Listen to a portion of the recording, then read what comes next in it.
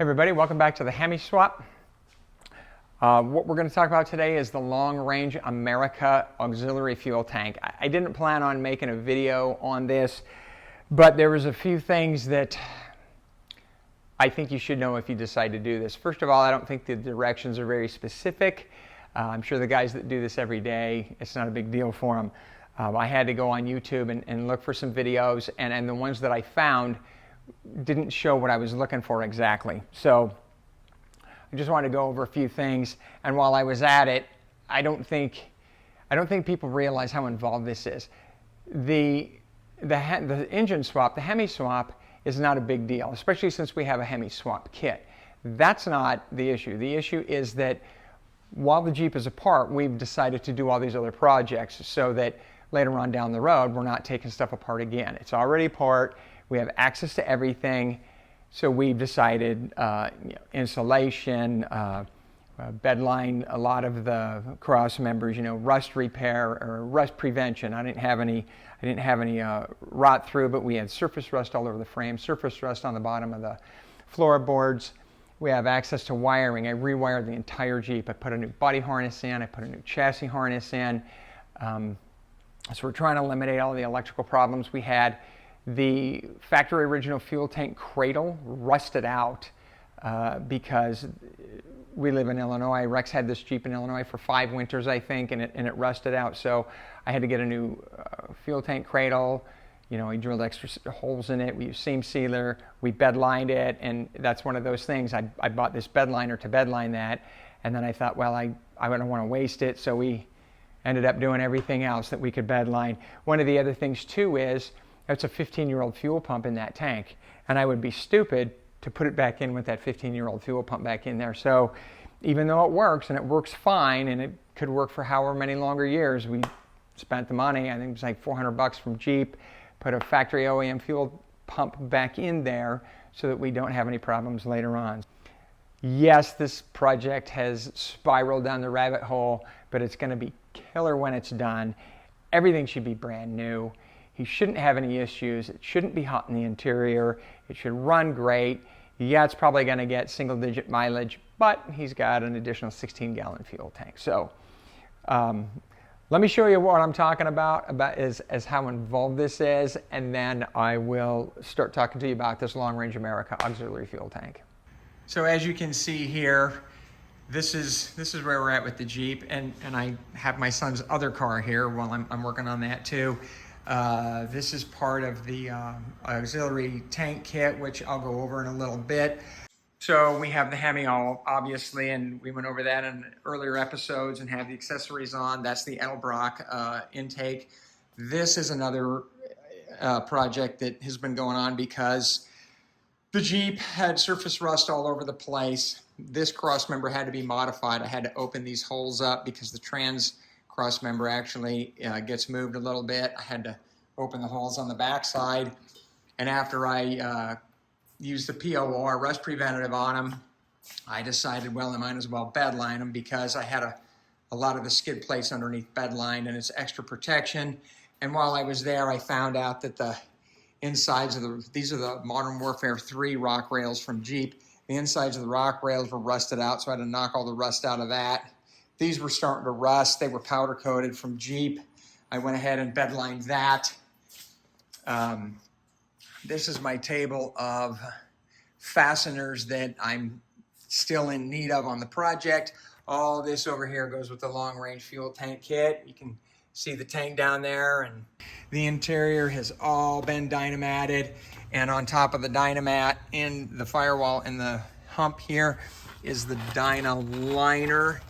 So this is the Dyna mat, and this is the Dyna liner, so that we can keep some of the excess heat out of the Jeep. And all this stuff really starts to add up. That Dyna mat's not cheap. The Dyna liner's not cheap. These are the SRT cast iron manifolds I sent off to Jet Hot Coatings, I think in Houston. They told me that this will give me 50% underhood temperature decrease, which is what we need because we can't use the oil cooler because the oil adapter has to go there. The oil cooler will will hit the suspension in the Jeep. I ended up having to clean up the frame. We had to POR everything. All of this harness is new. All of this is the chassis harness, is what Jeep calls it. Comes in, starts on the passenger side of the engine compartment, goes over here, goes down here, and obviously it runs down to the chassis. It goes to ABS sensors, it goes to the tank. This is for his auxiliary gauges, which are up here in the cubby. That is a hand-built pod. I can't remember the name of the company. The gauges are from Max Tow. If you see there, they have a digital LED readout at the bottom, so you have analog needles and a digital readout. The buttons at the bottom are so you can change colors. I put a front-facing camera in, which is actually attached to the grill. This is the harness for the Hemi. This is the other rock rail that got done. This is part of the swap kit. We bought a swap kit from Dakota Customs. And this is what's left of it that I haven't put on the Jeep yet. Obviously, still waiting for the bell housing for the transmissions. So another skid plate that I ended up having to bed line. You know, I have extra liner. These are homemade bumpers. My son and I made these bumpers when he first bought the Jeep. I ended up having to re-bed line the swing away carrier. You can see where this is shiny, that's POR 15. It was starting to rust inside the corners and the welds. Some of the other areas that we haven't got to yet, I POR'd that. This was a giant blister full of rust. This back bumper is gonna come off. The front bumper's already off over here. This is an idea of what I'm dealing with. All this is rust. This is what the entire frame looked like. The bottom of the floorboards looked like that. So that's another thing that I gotta treat and clean. You can see how involved of a project this is. The engine swap is the easy part. There's just so much going on right now. So and I'm just showing you this so that if you decide to do something like this and then you get to the point that you're like, well, you know, we're already here, let's do this. This is what it turns into. And, you know, if you try and make videos in between all of this, it's even more difficult. I already got the tank installed going before I decided to make videos. So let's jump on that really quick. So I mentioned in an earlier episode, I created a binder for this project. These are all the instruction manuals, stuff that came with the engines, came with the swap kit, receipts that we've gotten, the gauges, everything that's involved in this. This is the instruction booklet for the tank. Comes with a parts listing that should be included for you to check. But, you know, it's just really not very detailed. So this is the tank. It's really awesome, heavy duty, powder coated. It does include a sending unit because it comes with the transfer pump, has a indicator on it. So this is already pre-installed right there. There's your mounts. Everything is welded really well. And it takes up every spare bit of space under the Jeep that you can get. I believe it's 16, maybe 16 gallons and change or something like that. So this is the exhaust side. It comes with a heat shield here for the resonator, a heat shield there for the head pipe that goes the length of the frame. So one of the things that we've encountered doing this is, you know, if you're putting that tank into a JK with stock exhaust, these are 2-inch U-bolts, and these are 2-inch U-bolts that go here for the resonator. So I'm gonna have to cut these tacks off because we're getting 3-inch stainless exhaust because we're running a 500 horsepower Hemi and we're not gonna run 2-inch exhaust.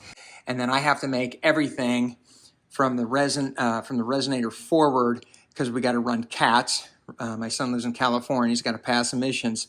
We got to run cats, and we have to connect them to the 3-inch bells that come off these SRT manifolds.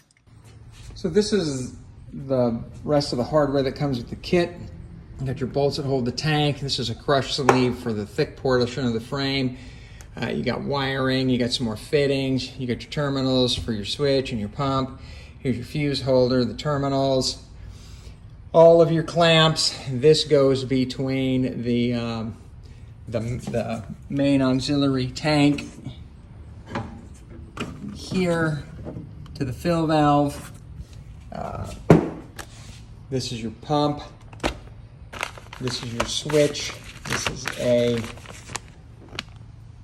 Pexus switch, and you can see there the switch turns it on and off, and then there's a fuel filler gauge that tells you the level of the fuel in your aux tank. It's all the wiring, and it even comes with a gas cap for the filler neck they gave you. So all in all, it's a pretty extensive kit, and it's everything you need to do it. All right, so under the Jeep, one of the things the directions says when mounting the tank is it says on the forward cross member on the inboard side is a hole that goes straight through, which you will line up the tank with. Well, I mean, clearly this is inboard and there's nothing here, but this is what they're talking about right here. So this goes through, and it's the only one that goes through, but on the rear is also another hole right here that you're going to utilize. It doesn't go through, but you'll have one bolt up in the front corner, and then you'll be able to figure out where this one goes, and then you scribe over here where this hole goes, and then you'll scribe over here where this hole goes, and you'll drill straight through. And then the one that goes in here uses that crush sleeve. So now I haven't done that yet, but I wanted to, I mocked it up for a couple of reasons. Right here is where the exhaust goes. Here's one of your hangers here. Here's one of your hangers here. And I mentioned earlier I'm going to use 3-inch pipe. So I had my son order it, and I want to get that pipe in with the resonator and get the tank mocked back up to make sure there's not going to be any interference problems, and to make sure I can reuse those heat shields. One of the other things is that we have this skid plate here that the tank was interfering with the tank. The tank was actually above it, but as you know, with suspension travel, it was going to pound the crap out of it. So you can see what this side looked like. It came out all the way over here and went down to about here. So I had to cut all of this off to make sure we'd have clearance for that. So that's kind of where I'm at right now, at a standstill. Here's your legs for your mounts. And you can see this is cut out here to go around here so that you get maximum fuel. Even though the exhaust runs along the side, they didn't make it flush. They have this little wing that flares out here so you can get extra fuel. So it's a pretty good piece. We just are waiting for a few more things, and we'll get it in. And this is the relocation for the vapor canister. It came with this bracket. You take it off the factory bracket and you put the pins in the new bracket just like that. It slides over this stud. This is your parking brake cable stud. Ours are not attached because we got a 3-inch lift kit on it, and we had to remove the hole, and it goes on there, and then you line it up with the back and you attach it there. This is one of the lines they gave us pre-cut, came with the clamps. This is a factory one that gets reused. This is your harness. You have to take the push pins out of this cross member and route the harness back here. And this is, we're going to use another length of this hose that attaches to that gold anodized fill neck. So that's what that looks like installed. It came with the bolt, it came with the nut, came with the washers and everything else. But as you can see here, all of the POR 15 that I have on the underside of this body, where all of this stuff was rusting, mostly in the seams, and I did the entire cross member. This is the new fuel tank cradle that's been bed lined. And all the way back up into here, we just had a lot of surface rust. Okay, well, this is where it all starts. You got to take this left tail light out. so that you can access this filler cover. It's just held on with 4 little snap clips. But all of the fuel routing comes down from there and goes behind this sheet metal on top of the frame rail. Some of it's metal and some of it's that nylon plastic. The only way to get it out, since it's assembled on the assembly line on the frame first, I'm guessing, is you have to cut it out. Now they tell you that in the directions, but you got to be careful of not to cut anything here. But you got to cut this section here so you can pull everything out through the tail light, and then you got to cut a section here so you can drop all of that down from the ground between the frame, and then you should be able to slide this out and manipulate it to get it out. But you have to be careful, and there is a bolt right here that was actually loosening up and I was getting it out, but then I got the wrench stuck. I had a ratcheting box and wrench on it and I got it stuck. And I ended up having to cut it with a Sawzall. So as I said earlier, you don't use any of that nonsense and the filler necks and everything from the factory Jeep except one piece. This is your vent. And this bracket is a duplicate of the bracket that the factory has. And it has a rivet. The factory rivets this too. So you reuse this nylon hose is coming off. We're going to use the supplied hose with it. This goes in this tab, and then it goes down like that, and then you re-rivet that. So it gives a really good picture in the book what it's going to look like. They have all the supplied fittings.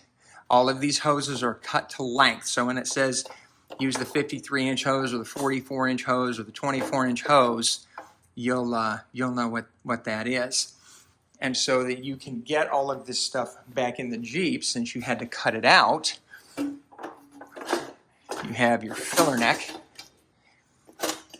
and then you have this hose, and then you have this hose. And then this one will go from the filler neck to the new tank to the factory tank, just like that. So after you get the neck assembled, this is what it's going to look like. This is your vent. This is the short hose, I think 42 inches. There's your fitting. They show a photo of this in the instructions. And this is the side of the vent that the fitting goes over. This is your longer 56 inch. And then here is your 1/8 inch NPT fitting. Okay, well, I found it easier to get everything in through the hole where the trim piece goes instead of the tail light. And then it comes through here. There's a tab on the back side, and this has a 10mm bolt that's going to go here. You have to attach your 17-inch long flexible hose extension, but it has to be behind this sheet metal. You can't squeeze it through. So I slid it up through here, and I used a little bit of Type 3 aviation sealant, which is gasoline resistant, and I put a little bit of it inside the pipe. Not necessarily to keep it from leaking, because I think the clamp, it will be fine, but it made the pipe slide on to the male end of this, and you're going to want to use gloves because you'll tear your hands up trying to push that on. I ended up pushing on here, and I held on to this, and then I made sure I had the clamp on, and that's what it looks like. Okay, well, here's what I ended up doing since the two available holes didn't exactly line up. This goes on the front tank mount. There's a hole on top, and your bolt goes straight through. Back here on the rear, they give you a sleeve, and the bracket on the tank is supposed to line up with this oval hole, and then you drill through the top of the cross member and use the sleeve to keep it from compressing. Well, you know, there's going to be different idiosyncrasies with all of these frames manufactured and all these tanks manufactured. They didn't exactly line up, so I ground that out with a die grinding bit, and then I had to grind the bottom of the sleeve off, because the sleeve will fit in this hole and it'll be flush with the frame rail once it touches the inside. So I ground it off and wedged it in there, and I used that as a guide for the bit and drilled all the way through the top. I also marked and drilled the other hole up here. So what I'm going to do now is mount the tank using those 3 available mounting points, and then I will mark the last one up there and then drop the tank and then drill that last one. Well, this is with all the hardware installed. Everything is finally done. As you can see here, there's the tank. These are the mounting points. This was a hole that was already through this cross member. We just had to mark and drill this one. Over here is the fuel pump. So these particular types of pumps have to be placed specifically in relation to the tank or the fuel level in order to work properly. So you don't want it too far away and you don't want it below the level of the fuel. So above the drive shaft here is a perfect place, and this is not going to hit. There's not any articulation higher than what this is going to be right now. So the kit came with a mounting plate to mount the pump to, and it only had 1 hole in it. I don't know if you can, it's really hard to see this stuff. There's the plate. So I drilled another hole and I mounted the pump to the plate, and then when I went to mount the pump to the cross member, I actually used threaded inserts. Some people call them nutserts. It's a threaded insert, and it has a flange that compresses like a rivet. It's a special tool. I got mine off Amazon for like 60 bucks. There's more expensive ones that have like hydraulic handles like my flaring tool. But so right here is a tube that's threaded into the tank. It goes all the way down here. So that's your pickup. It's coming here. I routed it above the parking brake cables, and I put a little zip tie on here loosely so it has movement. And so that's not gonna, it's not gonna be interfering with if the cables move. And then this is a filter that comes with the kit that you screw onto the pump. So it's gonna pick up fuel, it's gonna pump it out, and it's gonna pump it over into the cross tube. Fuel comes from the pump, and now we're off to the side of the parking brake cables because they're going to move. They're going to get pulled down with the suspension travel, and this is off to the side so that it won't get yanked. And then I have it looped above everything here, and this is the inlet of the new cross tube. Now it's kind of hard to see in this picture, but this left side of the tube is higher than the right side where it goes into the tank. So when you're filling at the pump, it's going to run down here without any resistance. This is the T-fitting for the auxiliary pump.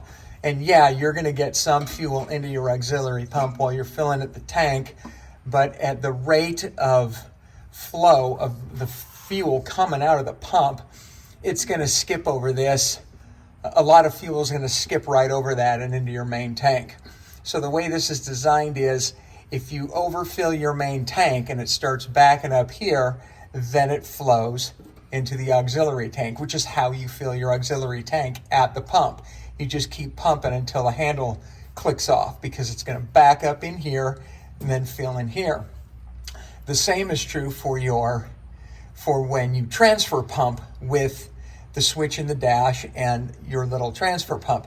So it's going to fill in here, it's going to come out of the pump, and it's going to fill here. And the same thing goes into play. If you overfill the main tank and the pump's running, you got two things that are going to happen. It's either going to back up and go into the auxiliary tank, which is fine because you're emptying it as you're filling it, so you can't overfill the auxiliary tank.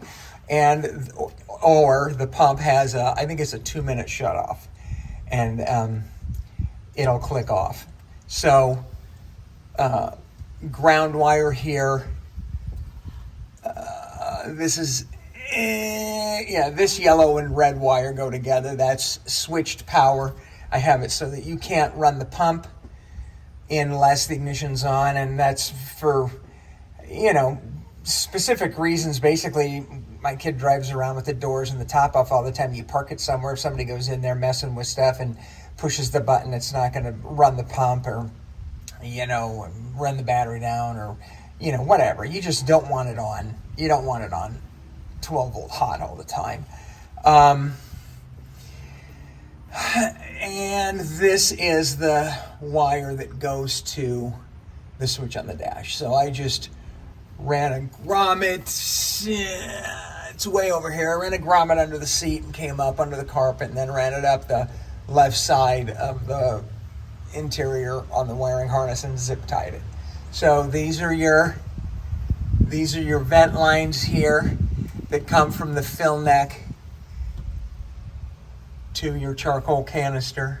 This is the vent line from the main tank, and I believe,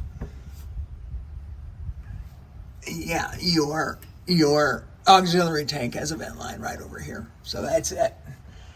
Comes with the clamps, the crossover tubes. Everything's pretty much there. It's a really good kit. It was expensive, but if this is something that you're interested in, Long Range America can set you up. So as you can see, this has turned into quite the project. We're on the home stretch now. I've got word from my friend that the bell housing is en route. It's finally shipped. It shipped from Canada.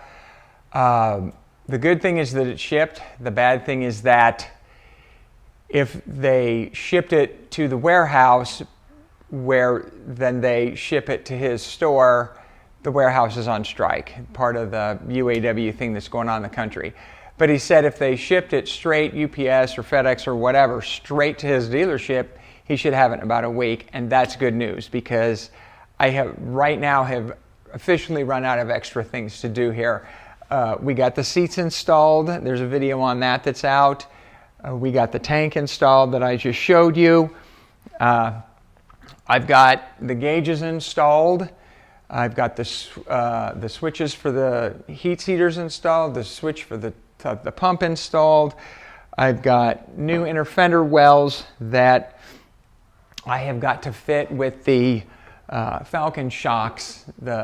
When the car was assembled and you put the Falcon shocks on, these were in the way and they got hacked up. I was able to slip it in behind there now and get it in place for when the fender goes on. I'm still doing some mocking up with the rugged ridge snorkel that we had to work with the Hemi, and I won't really know until I get it in there. I'm dealing with manifold and valve cover clearance where the tube runs to the front. Got the new battery box in. I didn't want to get too much else in the engine compartment because, you know, engine install, and we don't really want a bunch of stuff in the way. I did get the Mishimoto radiator out of the box. I got the factory fan installed. It's a wonderful piece. I'll show you some photos of that. We'll go more into that on the next video, which should be the engine drop. Got the air shields for both sides of the core support on the Mishimoto radiator. The AC condenser we got on, the transmission cooler is on. They supplied a bracket for the power steering cooler, which also is supplied with the kit. So I used threaded inserts on the bottom of the core support to get that installed as well. So what I was working on today is the front core support gets spaced out, probably 3/8 of an inch. The kit comes with spacer plates, and when you space it out, then the holes up top here don't line up. So I had a die grinder on a Dremel tool, and I spent 30 or 40 minutes this morning enlarging those holes so that the bolts can go back in. That's basically for engine clearance because the Hemi's so much bigger. Thanks for watching, and stay tuned. Next video should be the engine drop. Be sure to watch that.